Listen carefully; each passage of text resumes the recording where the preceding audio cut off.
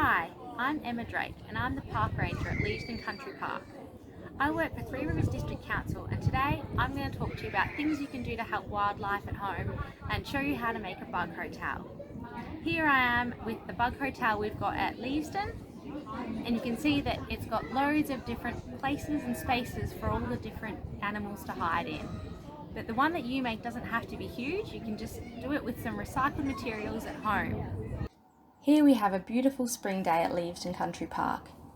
Before you start building your bug hotel, you'll want to go out to your garden or visit your local green space and collect some natural materials that the bugs will like. This includes anything such as sticks, dried leaves, pine cones, acorns, or bark. Now, we're using this recycled plant pot that we've painted with lots of bright colours to attract the insects.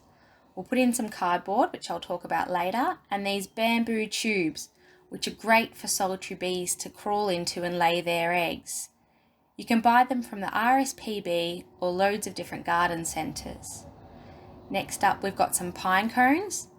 Like wood shavings and bark, these are great for ladybirds to crawl into and nest.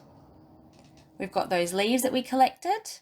They're fantastic for lots of things to eat, as well as nest in. So we're just going to push them in here and create lots of little gaps and spaces for them. Next up, we've got some sticks. You're just going to push these in here and make it nice and secure. Nothing's going to come loose when you move it out into the garden. You can see with my cardboard here all of these little corrugations. These little holes are great for lacewings, which are an insect that eats aphids, which can be a garden pest. So if you've got fruit or veg growing in the garden, you really want to look into getting a bug hotel. Don't worry if it's a bit messy or crooked, the bugs really won't mind. Just make sure it's all in nice and tight. And doesn't that look fantastic? If you're a bug, wouldn't you want to live in there? Now that you've finished making your bug hotel, you want to find somewhere in your garden to put it. It needs to be a good habitat for the bugs to live in. Why don't you get your friends to make bug hotels as well, and you can compare which different creatures come to visit. You want it to be somewhere flat and not disturbed by too many people.